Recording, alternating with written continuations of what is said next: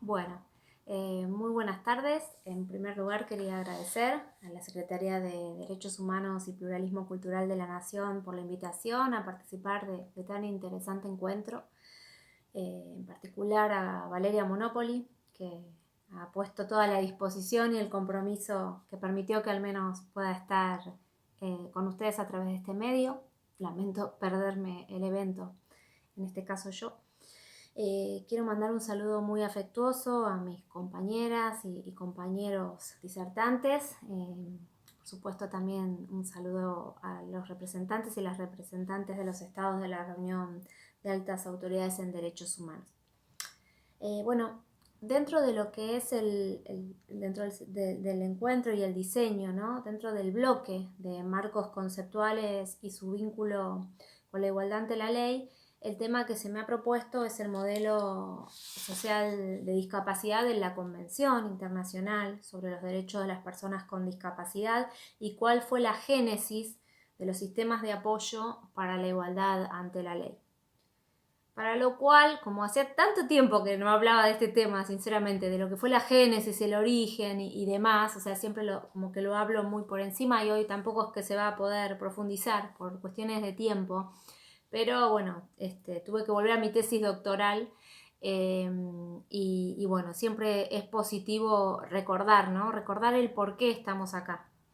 El por qué estamos acá en materia de capacidad jurídica y derechos humanos, de personas con discapacidad y bienvenido sea de personas mayores, ¿no? Esta intersección que plantea este seminario que me parece absolutamente necesaria y que bueno, nos obliga a tener esta mirada, ¿no? La mirada interseccional, esta mirada que requiere más que nunca un traje a medida, no solo por lo que va a ser configurar un sistema de apoyo, sino por esta evolución, me parece, en cuanto a la mirada de la persona, ¿no? Que no es solo persona mayor, que no es solo mujer, que no es solo persona con discapacidad, y bueno, y ahí podemos hacer un largo etcétera de situaciones, ¿no? De vulnerabilidad y de intersecciones, y que requiere no de una simple sumatoria, desde esta perspectiva de lo que era la discriminación múltiple desde ese sentido, sino una mirada interseccional. Bueno, entrando un poco en el tema, ¿sí? Que se me ha pedido, que es bueno, esta mirada, ¿no? Del modelo social en la convención. Como bueno, todos sabemos, esta Convención Internacional sobre los Derechos de las Personas con Discapacidad, que se aprobó en el año 2006 y que entró en vigor en el 2008 y que ya lleva más de una década, ¿no? de vigencia, incorpora una mirada que tiene que ver con la del modelo social, es decir, no encontrar o no considerar a la discapacidad como una limitación individual de la persona, sino tener una mirada holística que entiende, que requiere el entendimiento de que la discapacidad es una situación, es el resultado de la interacción entre una condición de la persona y lo que son las barreras y los obstáculos sociales que colocan a esa persona en esa situación. A mí siempre me resulta interesante recordar, ¿no? Como tres dimensiones de la discapacidad. La discapacidad como condición, esa dimensión individual que la Convención denomina deficiencia, y yo sugiero denominar diversidad funcional para tratar de alguna manera salir de esa mirada negativa, ¿sí?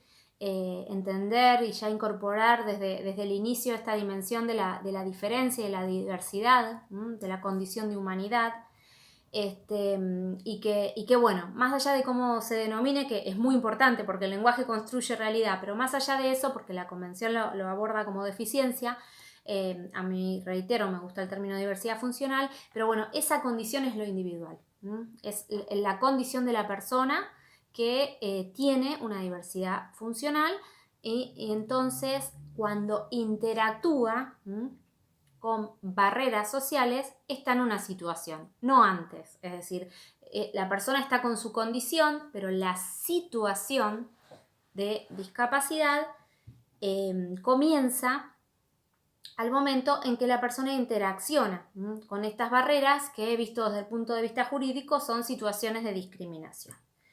Pero no se termina ahí la discapacidad. Y creo que quizás estas dimensiones, bueno, ustedes tienen a Isolina, ¿no?, para hablar de esto ahora, pero bueno, no sé si ahora o ya habló, perdonen pero creo que sí podría ser aplicable también a la situación de las personas mayores. Estábamos diciendo que es una condición la discapacidad que genera una situación, la persona en situación de discapacidad, y también eso se convierte en una posición. Hay una posición social de la discapacidad y creo que esto también es aplicable a las personas mayores. Una posición, digamos, que se genera también socialmente desde esa mirada, desde ese impedir social de el proyecto de vida, de la autonomía, de la narrativa de vida, de mantener eso, ¿no? Entonces, eso no lo tenemos que obviar porque tanto la situación como la posición la generamos. Somos generadores y generadoras de esto y por tanto podemos dejar de serlo. Y en esto se aboca y trabaja mucho la convención, que ha sido un faro y que es el faro, ¿no?, hoy en día en materia de política pública de la discapacidad. Entonces, el modelo social decimos que pone el acento en lo que son los factores sociales que generan o agravan la situación de discapacidad. Bien, ahora, este seminario apunta a lo que son los apoyos, los sistemas de apoyos. Estos sistemas de apoyos se pueden dar en el ámbito de la vida cotidiana, se pueden dar en el ejercicio de la capacidad jurídica y bueno, y un poco lo que se me pidió es que abordara, ¿sí?, cómo nació esto de los apoyos en materia de capacidad jurídica en la Convención, lo que fue la cocina, lo que fue el debate, de lo que finalmente termina siendo esta cláusula de vanguardia, ¿no?, este cambio de paradigma importantísimo que todavía hoy nos desafía en materia de toma de decisiones de personas con discapacidad. Y bueno, para eso sí me resulta importante hacer un paralelismo, ¿no? En materia de capacidad jurídica, el modelo médico que consideraba, y hoy todavía considera la discapacidad simplemente como una limitación, como un diagnóstico, como una limitación individual de la persona, tenía su parangón en materia de capacidad jurídica en un modelo sustitutivo, en la consideración que hay personas que no pueden tomar decisiones por sí mismas, y entonces la solución que se viene dando, bueno, hace siglos, es la sustitución de la persona a partir de un o una representante que tomará las decisiones en su nombre. Bueno, el salto que dio la Convención en materia de capacidad jurídica, ¿no?, desde la conceptualización en sí misma de la discapacidad como una cuestión de derechos humanos, desde el tronco de principios básicos que se derivan todos de esta idea de dignidad humana y de esta dimensión de la autonomía, de la toma de decisiones, ¿sí?, acompañada por supuesto de la persona como un fin en sí misma, pero que también brinda mucha importancia a esto que las personas con discapacidad, en lo que las personas con discapacidad están tan limitadas, ¿no?, en la autonomía, en la concepción de sujetos morales, ¿no?, de la posibilidad de tener un proyecto de vida. Entonces, este es un tronco focal de la Convención que de alguna manera se distribuye, que alumbra el tratado de manera interseccional y transversal sobre todo.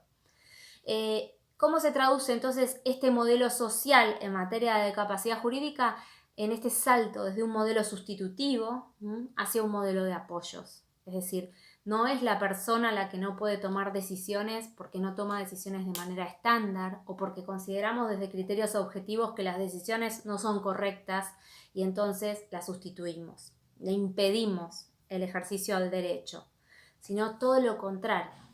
Es el rol de la política pública, del derecho y de la sociedad que donde se puede vislumbrar la necesidad de ayudas para el ejercicio de un derecho, estas ayudas estén disponibles desde un criterio de igualdad que va mucho más de la igualdad formal. Entonces estos sistemas de apoyo se vienen a convertir en lo que sería, metafóricamente hablando, la silla de ruedas, ¿sí?, o los bastones para la discapacidad en los casos en que se requiera, en los casos en que una persona lo requiera. Esto nace desde la perspectiva de la discapacidad, pero en realidad los apoyos para el ejercicio de la capacidad jurídica son necesarios y desde mi entendimiento es obligación del Estado brindarlos a cualquier persona en una situación en que esos apoyos sean requeridos, ¿sí? Pero bueno, nacen, digamos, desde esta dimensión y se reproducen, creo, entiendo, ¿no? En otras situaciones, como pueden ser situación de las personas mayores, o mucho más en esta intersección entre personas mayores y discapacidad. Bueno, entonces este modelo de apoyos, ¿cómo nace? Siempre que hablamos de lo que es el proceso, de lo que ha sido el proceso de elaboración de la Convención Internacional sobre los Derechos de las Personas con Discapacidad, referimos a que el artículo 12 fue realmente el artículo más dificultoso en lograr acuerdos, más dificultoso en que se pudiera aprobar. De hecho, desde los primeros borradores, desde la tercera reunión del comité que estaba encargado de elaborar esta convención, se generó un gran debate en torno a decidir si esta cláusula de igualdad que impera a lo largo de toda la convención, porque lo que viene a hacer la convención más que nada no es reconocer derechos diferentes, sino es brindar herramientas para que las personas con discapacidad puedan ejercer esos derechos en igualdad de condiciones que las demás. Entonces esa cláusula de igualdad se va reflejada en cada uno de los derechos sustantivos que consagra la Convención. ¿Y qué pasó con el 12? Ya desde los primeros borradores, en ese momento era un artículo 9, que luego se tradujo, ¿no?, al finalizar por cuestiones de sistematización en este 12, empezó a haber problemas. ¿Por qué? Porque ya se intentó delimitar, ya se intentó restringir el ejercicio de derechos para las personas con discapacidad en materia de capacidad jurídica, porque se vio desde los primeros borradores la voluntad de algunos estados, de la mayoría de los estados, de reconocer igualdad en materia de capacidad jurídica, pero según qué tipo de discapacidad o qué tipo de grado de discapacidad. Y bueno, yo siempre cuento cuando hablo del proceso de la convención que esta convención tuvo como grandes protagonistas a las personas con discapacidad y que realmente si uno lee lo que fueron los trabajos preparatorios y bueno, yo pude presenciar lo que fue ese debate, ¿no?, ese proceso, el protagonismo realmente se consagró de una manera espectacular, ¿no?, porque las personas con discapacidad en este artículo y en esta temática dieron una lucha muy importante. Bueno, entonces les decía que desde los primeros borradores se vio, digamos, esta disyuntiva, ¿no? ¿Cuál iba a ser el modelo? En el fondo la discusión era eso. Íbamos a adoptar en la convención el modelo social en todos los artículos, menos en el artículo sobre capacidad jurídica, menos en esta materia. Acá nos quedábamos con el médico, es decir, supeditado a un diagnóstico. El ejercicio de un derecho humano supeditado a un diagnóstico, a una condición. Se analizó que esa perspectiva había sido felizmente superada, al menos en el derecho internacional de los derechos humanos, por la CEDAW, por la Convención, ¿no?, para la eliminación de todas las formas de discriminación contra la mujer, al momento de establecer esta cláusula de igualdad en materia de capacidad jurídica para las mujeres. Y sin embargo acá todavía quedaba camino por andar. Bueno, es muy interesante ver cómo las organizaciones de personas con discapacidad brindaron muchos argumentos para poder llegar hoy a donde estamos. Entre esos argumentos, uno de ellos básico es esto, ¿no? Es decir, no podemos supeditar el ejercicio de derechos humanos a un tipo o grado de discapacidad. Si queremos dar realmente un salto en esta materia y queremos aplicar el modelo social y queremos concebir a la discapacidad como cuestión de derechos humanos, evidentemente tenemos que saltar a este modelo de apoyos en la toma de decisiones. El artículo 12, como les decía, se discutió tanto y se debatió tanto que incluso generó muchas dificultades al momento de aprobación del tratado general. la discusión no se quedó solamente en este salto de un modelo a otro, que yo entiendo que era la discusión de fondo, ¿no? Principal, pero bueno, que todavía quizás faltaba madurar en algunos países y bueno, por supuesto también dentro del derecho internacional de los derechos humanos que no había antecedentes, ¿sí? Desde esta perspectiva. Otra de las discusiones o de las confusiones, creo yo, tuvo que ver con decir, bueno, pero a ver, pero capacidad jurídica, ¿qué significa?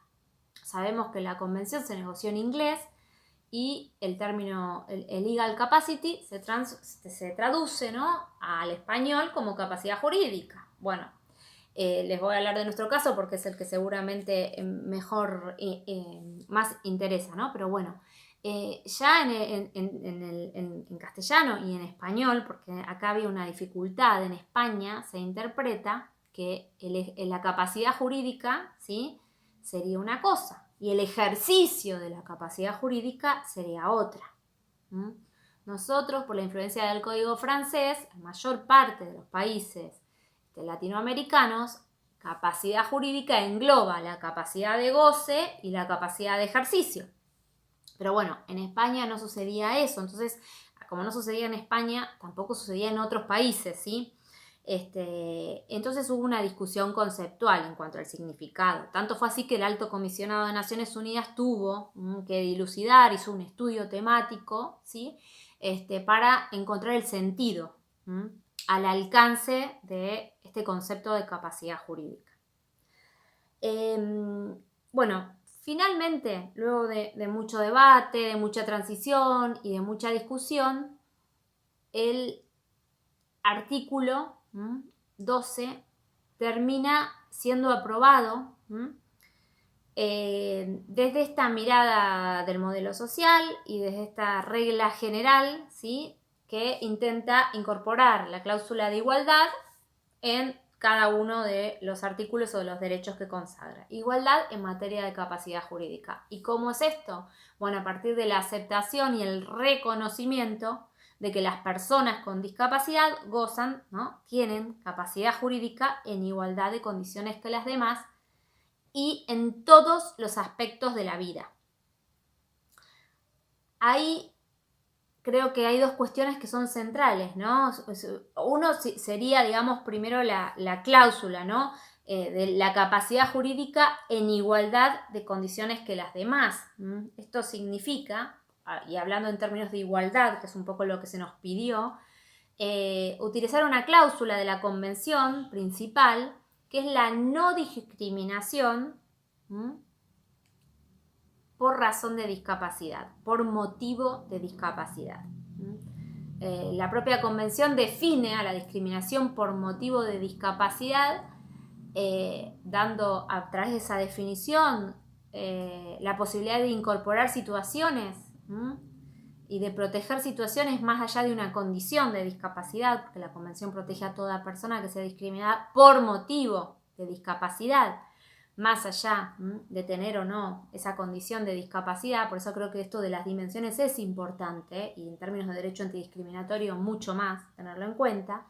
Pero bueno, una primera idea, si no tuviéramos el 12, que está el 12 y no hay discusión, pero si no tuviéramos el 12, ya con esta consagración de la cláusula de no discriminación por razón de discapacidad, que significa que las personas con discapacidad no pueden ver ni obstaculizado ni restringido el ejercicio de sus derechos por motivo de discapacidad, ya podríamos entender que la capacidad jurídica no puede ser restringida por motivo de discapacidad.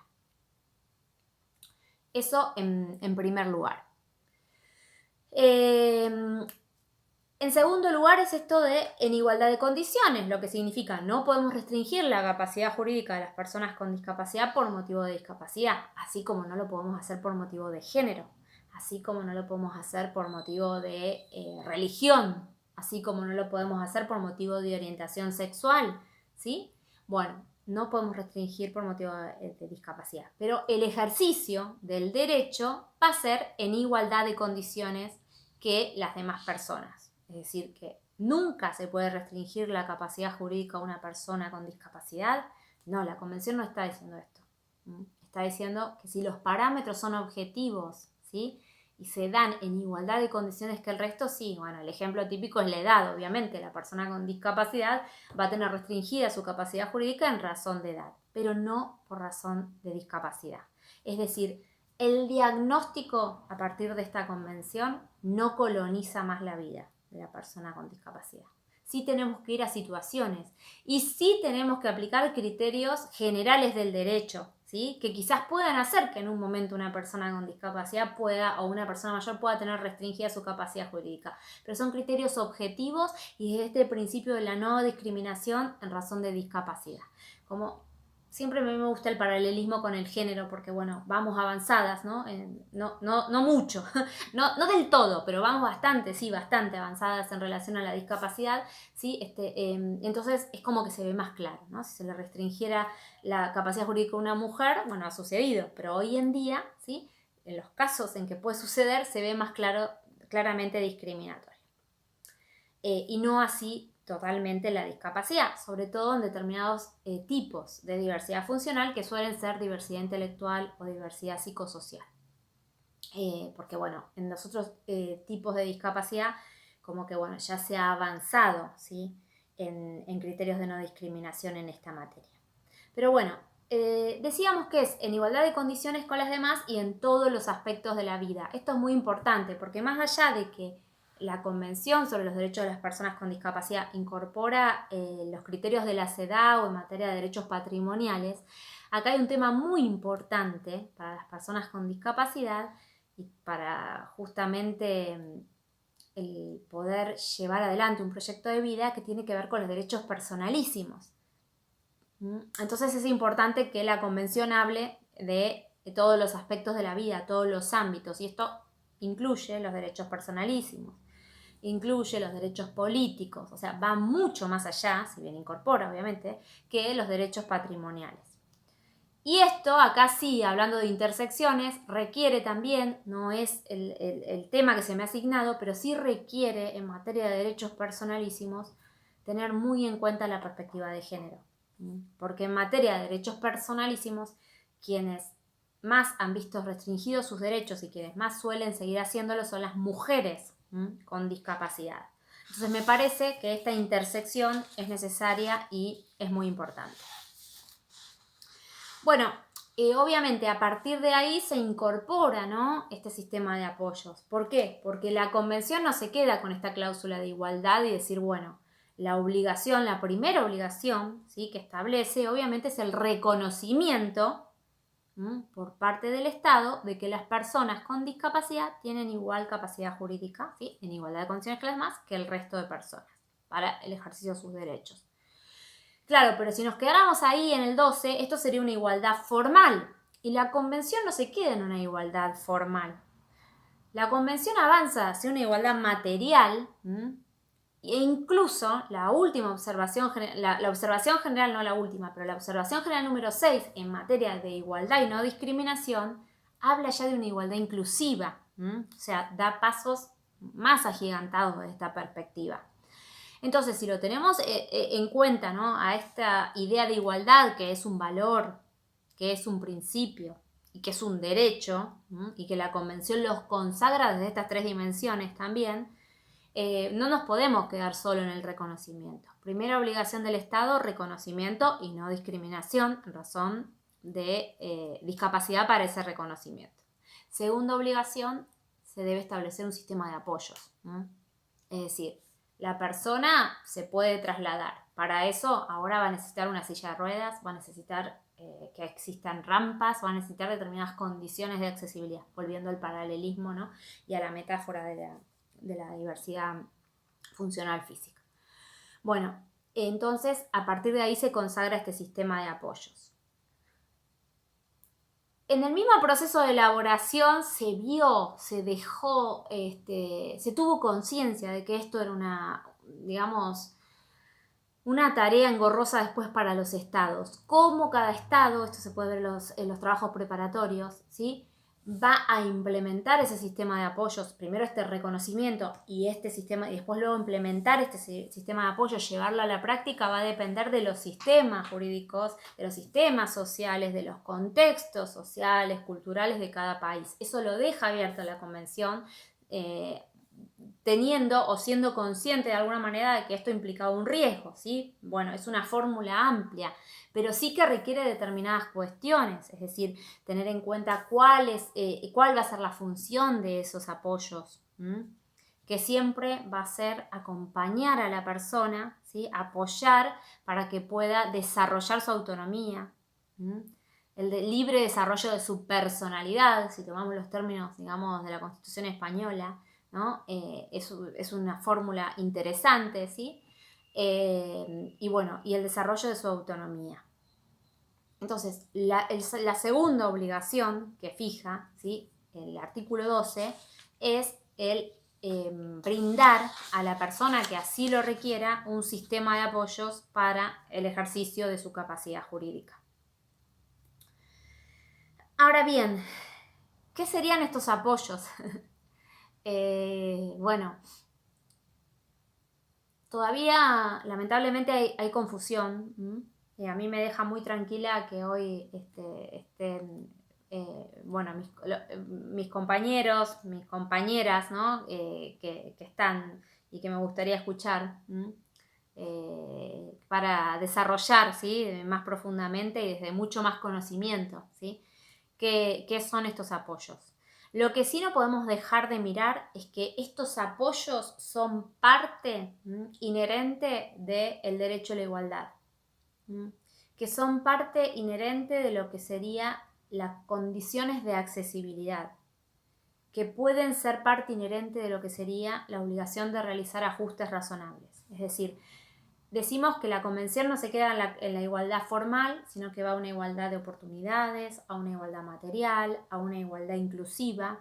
Entonces acá entran en juego estas herramientas imprescindibles para el ejercicio de los derechos de todas las personas. Lo que pasa que yo siempre digo, la accesibilidad cuando aparece en nuestra cabeza, en nuestra mente, cuando no está, cuando falta.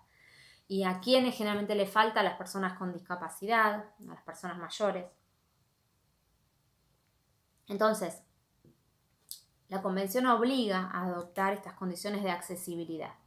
¿Por qué? Porque los apoyos por sí mismos son una herramienta, pero van a ser una herramienta que van a tener mucha más efectividad, y van a resultar mucho más efectivas si existen todo un camino, ¿sí?, de antelación que tiene que ver con condiciones de accesibilidad. Las condiciones de accesibilidad es pensar, ¿sí?, en el ejercicio de los derechos desde una visión realmente universal, es decir, un diseño a la hora de pensar en el ejercicio de derechos que esté apuntado no a una persona, ¿sí?, estándar, camina, que ve, que oye, que razona de determinada manera, o que tiene determinadas medidas, o tiene determinada edad, o determinadas condiciones intelectuales, sino pensar realmente el diseño de una política pública, de una ley, de una práctica, de lo que fuera, apuntando a un universo real de personas y de situaciones. Esas son las condiciones de accesibilidad. Si nosotros lo vemos dentro de lo que es el sistema de justicia, pensemos, ¿sí?, un sistema de justicia que realmente pueda acoger, ¿sí?, a ese universo de personas y situaciones. Y cuando ahondamos, un sistema de justicia, un sistema de salud, un sistema educativo, vemos que esto no estamos lejos todavía de eso. Por eso es importante concebir desde el punto de vista jurídico, yo siempre insisto en esto, que la accesibilidad universal es parte, ¿sí?, del contenido esencial de los derechos. Para cualquier derecho que queramos ejercer necesitamos de esta condición de accesibilidad.